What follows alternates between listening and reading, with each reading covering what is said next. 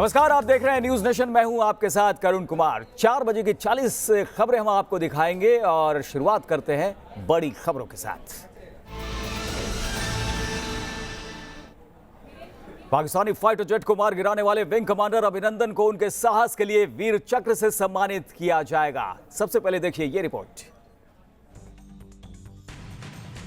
पाकिस्तान को पस्त करने वाले विंग कमांडर अभिनंदन वर्तमान को वीर चक्र से सम्मानित किया जाएगा। स्वतंत्रता दिवस के मौके पर अभिनंदन को यह सम्मान दिया जाएगा। इसके साथ ही स्क्वाड्रन लीडर मिंटी अग्रवाल को युद्ध सेवा पदक से सम्मानित किया जाएगा।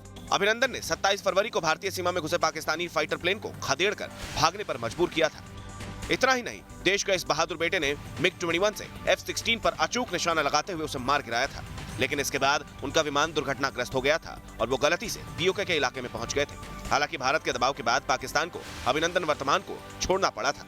पाकिस्तानी सुरक्षा बलों ने अभिनंदन को गिरफ्तार कर लिया था, लेकिन लगभग 60 घंटों के बाद ही उन्हें वाघा बॉर्डर पर भारत को वापस कर दिया।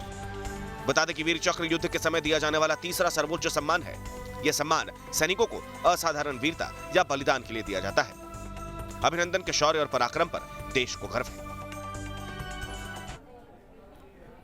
केंद्रीय वित्त मंत्री निर्मला सीतारमण का एक वीडियो सामने आया है, जिसमें वो एक महिला को घर निर्माण का आश्वासन देती नजर आ रही है। ये वीडियो सोशल मीडिया पर जमकर वायरल हो रहा है और निर्मला सीतारमण की भी जमकर तारीफ हो रही है।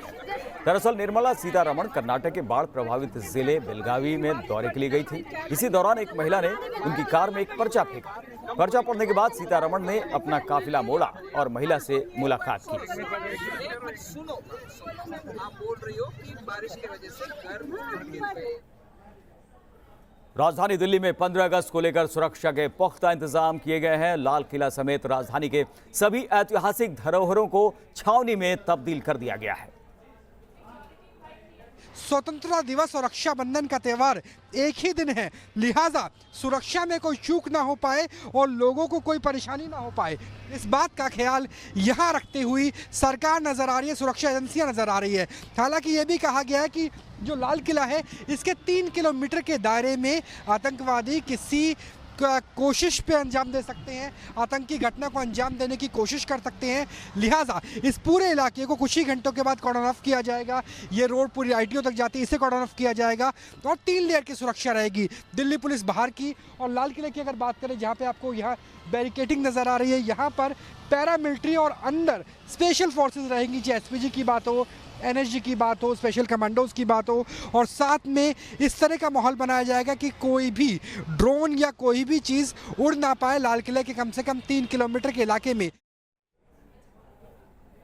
उधर माया नगरी मुंबई में भी सुरक्षा कड़ी की गई है। हर गाड़ी पर सुरक्षा बलों की नजर है। सभी रेलवे स्टेशनों पर सघन तलाशी अभियान चलाया जा रहा है।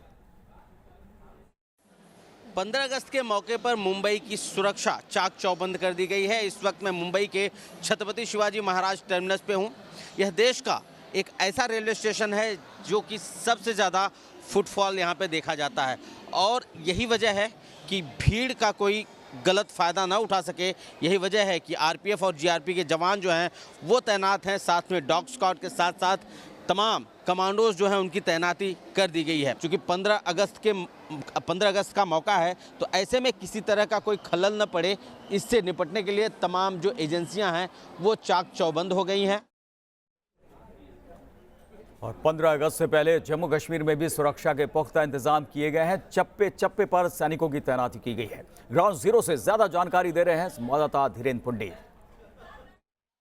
जम्मू कश्मीर यूनियन टेरिटरी बनाने और धारा 370 को हटाने के बाद ये पहला स्वतंत्रता दिवस समारोह होगा। उससे पहले आपको अलग अलग हिस्सों में पूरी सिक्योरिटी दिखाई देगी। ये मैसूमा का वो इलाका है जो हमेशा से पत्थरबाजों के वजह से चर्चाओं में रहता था, लेकिन वहाँ ये प्रशासन और जो सुरक्षा बल हैं उनकी बड़ी तारीफ करनी होगी कि पिछले कुछ समय से यहाँ इस तरह की कोई वारदात नहीं। हालांकि सुरक्षा प्रबंधों के भी काफ़ी सख्त इंतजाम हैं। धारा 144 को यहाँ काफ़ी अच्छे से लागू किया गया था, काफ़ी सख्ती के साथ लागू किया था ताकि कोई भी स्थिति बिगड़ने ना पाए। और आखिरी जुम्मा, ईद, इन तमाम त्योहारों के सकुशल निपटने के बाद अब तमाम लोगों के जो निगाहें वो 15 अगस्त पर है, जिस पर पूरी तैयारियां की गई हैं। 15 अगस्त से पहले देश का जोश हाई है। जबलपुर के नर्मदा नदी में तिरंगा यात्रा निकाली गई, जिसमें सैकड़ों लोग शामिल हुए। इस यात्रा का मकसद देश में एकता का संदेश देना था। नर्मदा नदी में तिरंगा यात्रा की तस्वीर बेहद शानदार थी। जबलपुर में नर्मदा की उफनती धाराओं के बीच तिरंगा यात्रा निकाली जाती है और ये सबसे अनोखा जश्न केवल जबलपुर में मनाया जाता है। इस वक्त तस्वीरें आप उसी जश्न की देख रहे हैं। पूरा देश स्वतंत्रता दिवस मनाएगा। उसके एक दिन पहले नर्मदा में गौरी घाट, जलहरी घाट से लेकर तिलवारा घाट तक करीब 10 किलोमीटर लंबी ये तिरंगा यात्रा निकाली जाती है, जिसमें सैकड़ों की संख्या में तैराक शामिल होते हैं। क्या बच्चे, क्या बूढ़े, क्या बुजुर्ग। आप देख सकते हैं कि एक छोटा सा नन्हा सा बच्चा भी इस यात्रा में शामिल हो रहा है, तैर रहा है।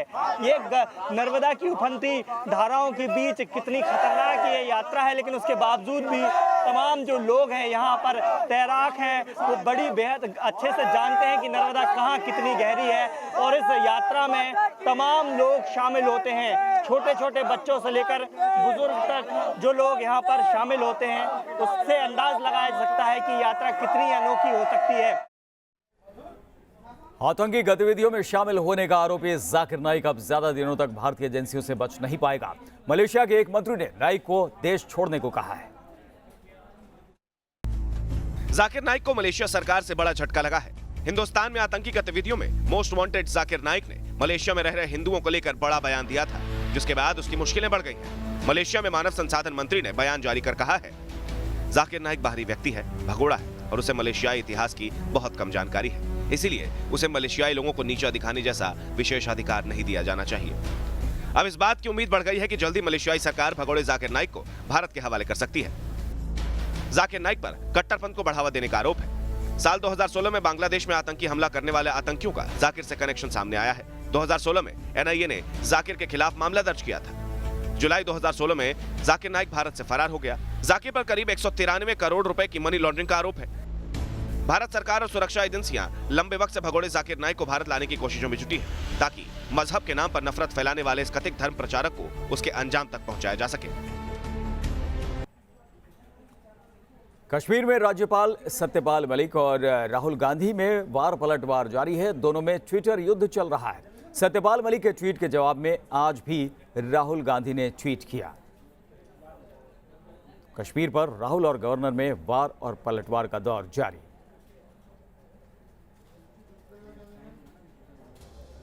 और राहुल ने जो ट्वीट किया है, सत्यपाल मलिक जी, मैंने आपका कमजोर जवाब देखा।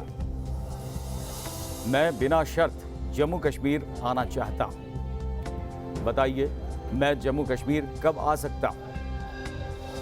ये ट्वीट किया है राहुल गांधी ने। और अब बात करते हैं एआईएमआईएम चीफ और हैदराबाद के सांसद असदुद्दीन ओवैसी की। ओवैसी के बयान पर केंद्रीय मंत्री नकवी ने किस तरह से पलटवार किया है, आइए आपको दिखाते हैं।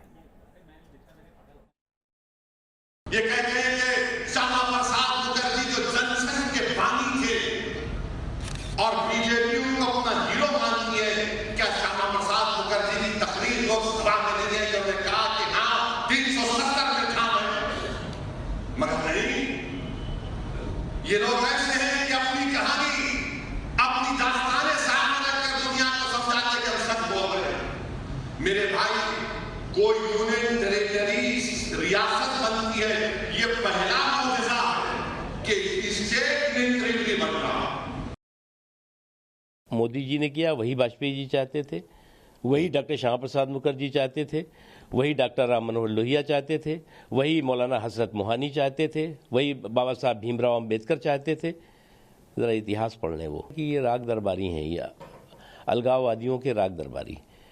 एक लंबी सी श्रृंखला है इन लोगों की, तो इसलिए इस पर कितना बोला जाए और क्या बोला जाए, हमें करने दीजिए, उन्हें बोलने दीजिए। और आइए आपको बड़ी खबरें दिखाते हैं फटाफट अंदाज में। स्वतंत्रता दिवस से पहले आईटीबीपी वीडियो सॉन्ग जारी किया है। वीडियो में वीरता और जोश से लबरेज सैनिक देश के लिए मर मिटने की कसम खा रहे हैं।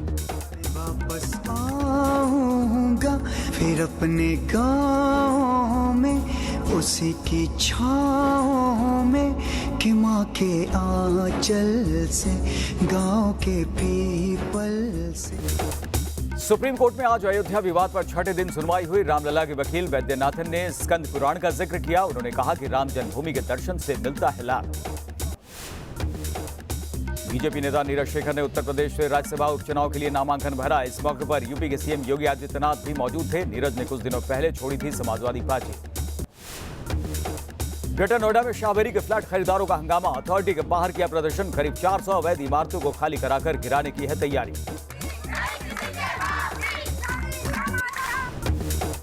चलिए खबर अब विस्तार से दिखाते हैं आपको। महाराष्ट्र के कोल्हापुर से खबर, जहां पर अभी भी कई गांव सैलाब की चपेट में है। यहां के कई गांव में सैलाब का पहरा है। ग्राउंड जीरो पर मौजूद एनडीआरएफ और प्रशासन की टीम के साथ न्यूज नेशन की टीम ने बाढ़ के हालात का जायजा लिया।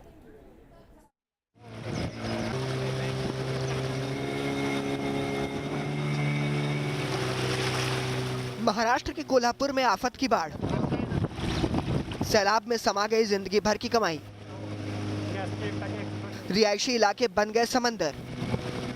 दरिया में डूब गए सपनों के आशियाने। सड़कें, घर, स्कूल की जल समाधि। ये मंजर है महाराष्ट्र के कोल्हापुर का, जहां चारों तरफ पानी ही पानी दिखाई दे रहा है। हर तरफ सैलाब का शोर है। कोल्हापुर जिले में ऐसे कई गांव हैं जिनमें अभी भी सिर्फ नाव के जरिए ही पहुंचा जा सकता है। कोल्हापुर में न्यूज नेशन की टीम उस इलाके के लिए निकली जो इलाका अभी भी बाढ़ से पूरी तरह डूबा हुआ है। यहाँ के कुरुंडवाड़ इलाके में प्रशासन की टीम लोगों तक राहत पहुँचाने की कोशिश कर रही है। बाढ़ से बेहाल कुरुंडवाड़ कभी खुशहाल गाँव माना जाता था, लेकिन अब ये गाँव बाढ़ से पूरी तरह बर्बाद है। लोगों की बरसों की मेहनत और कमाई से बनी गृहस्थी सैलाब में बर्बाद हो चुकी है। बारिश थमने से धीरे धीरे भले ही यहाँ से जलभराव से आया संकट दूर हो जाए, लेकिन पिछले 10 दिनों में कोल्हापुर को बाढ़ में मिले जख्म भरने में अभी लंबा वक्त लगेगा। क्या होता है जब एक शहर डूबता है? मंजर कितना खौफनाक हो सकता है? तस्वीरें महाराष्ट्र से लेकर केरल तक सामने आ चुकी है। ओडिशा के कई जिले भी भयंकर बाढ़ की चपेट में हैं।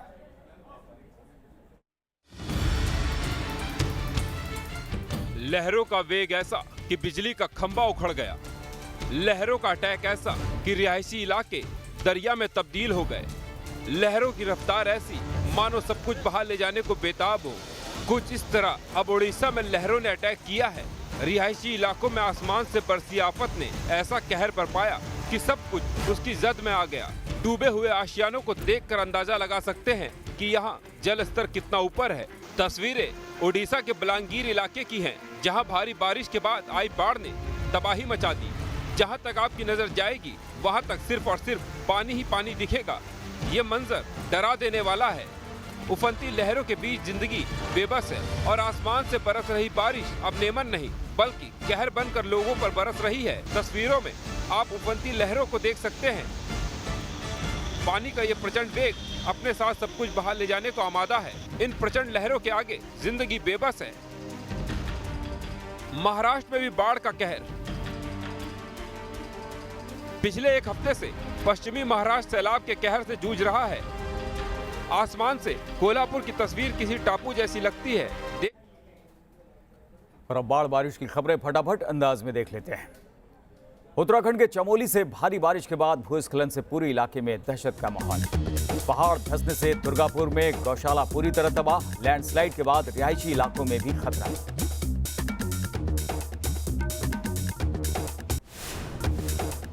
महाराष्ट्र में बाढ़ पीड़ितों के लिए वायुसेना बनी देवदूत। युद्ध स्तर पर राहत बचाव के काम में जुटी। दूरदराज के इलाकों तक मदद पहुंचा रही है एयरफोर्स। सागर में तेज धार में फंसा एक सांप। काफी देर तक खुद को बचाने की कोशिश की, सैलाब में बह गया सांप।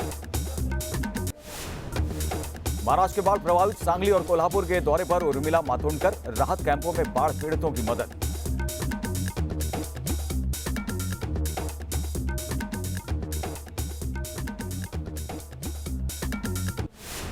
चलिए बढ़ते आगे और अब आपको दिखाते हैं जुर्म की खबरें। बुधवार सुबह फरीदाबाद में एक आईपीएस अधिकारी की आत्महत्या की खबर के बाद सनसनी फैल गई। अधिकारी विक्रम कपूर ने अपने सर्विस रिवॉल्वर से खुद को गोली मार ली, लेकिन चंद घंटों बाद ही अधिकारी के सुसाइड नोट में बड़ा खुलासा हुआ।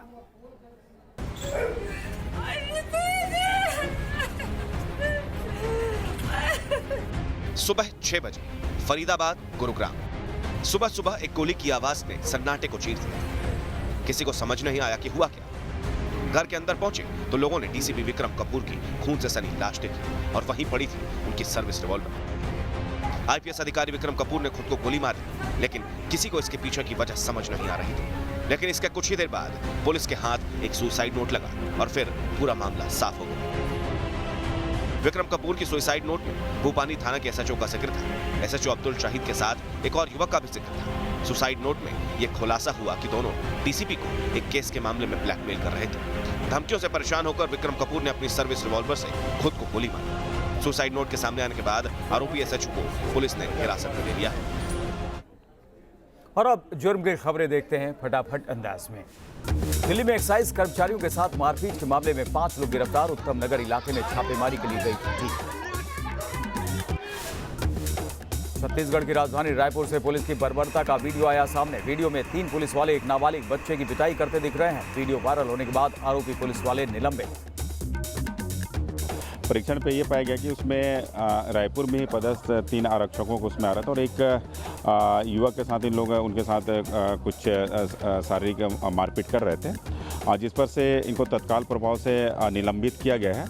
और निलंबित करने के बाद इसकी जांच की जिम्मेदारी लाइन के डीएसपी को सौंपी गई है।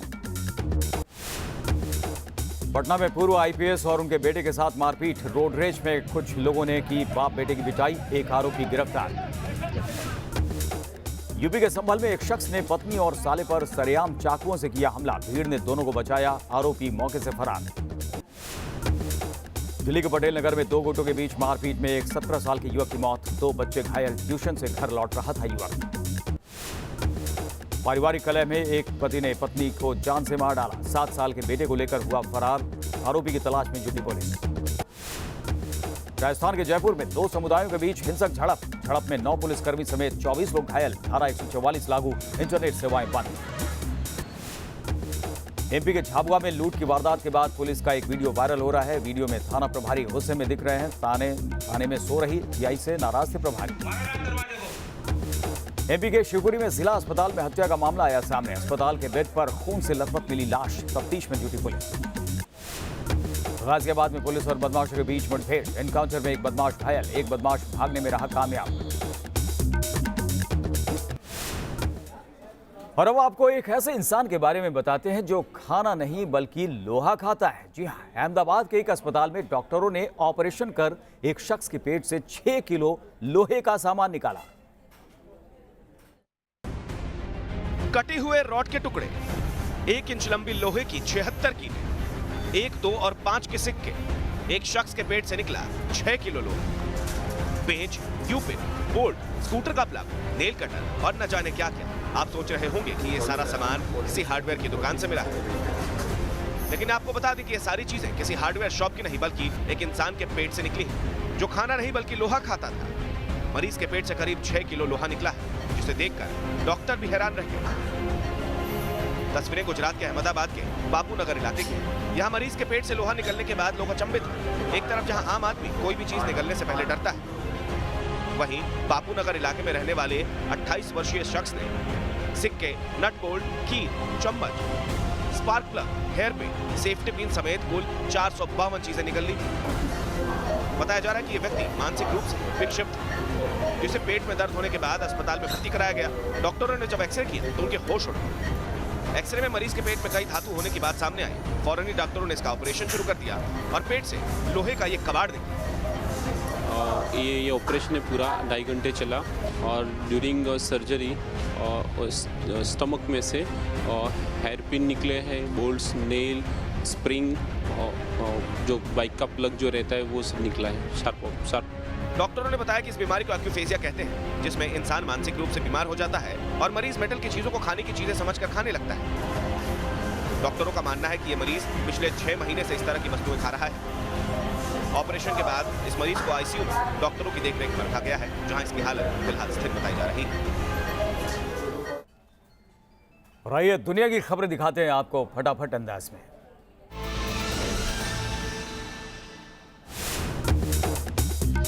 पाकिस्तान से आजादी की मांग को लेकर बलूचिस्तानियों का प्रदर्शन। लंदन में बलूच झंडे के साथ की बैठक। पाकिस्तान के जुल्म और सितम के खिलाफ उठाई आवाज। अमेरिका ने तालिबान के खिलाफ अपने अभियान में कटौती की खबरों को अटकलबाजी करार दिया। तालिबान के साथ शांति वार्ता को लेकर किसी भी बदलाव को मंजूरी नहीं। परमाणु धमाके में 5 वैज्ञानिकों की मौत के बाद रूस पर उठे गंभीर सवाल। विस्फोट के बाद विकिरण के स्तर में बढ़ोतरी का खतरा। रूस के रक्षा मंत्रालय ने खबर को खारिज किया।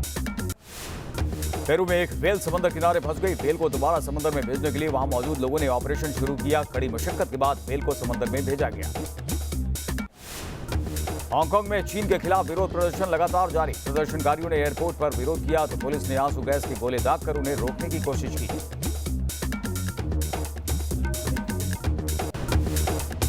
भारत और वेस्टइंडीज के बीच तीसरा और आखिरी वनडे आज। सीरीज जीतने के इरादे से उतरेगी टीम इंडिया। दूसरे वनडे मैच में भारत ने 59 रनों से जीत हासिल की थी।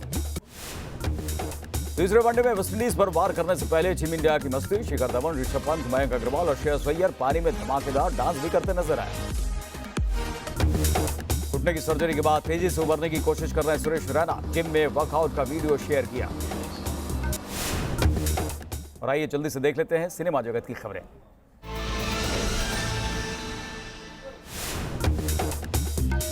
19 अगस्त से कौन बनेगा करोड़पति का 11वां सीजन होगा शुरू। प्रेस कॉन्फ्रेंस कर होस्ट अमिताभ बच्चन और पूरी टीम ने दी जानकारी।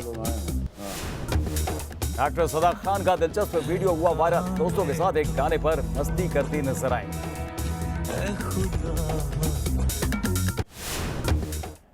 तो इस बुलेटिन में इतना ही, लेकिन आप बने रहिए न्यूज नेशन के साथ, क्योंकि यहां खबरों का सिलसिला कभी नहीं थमता।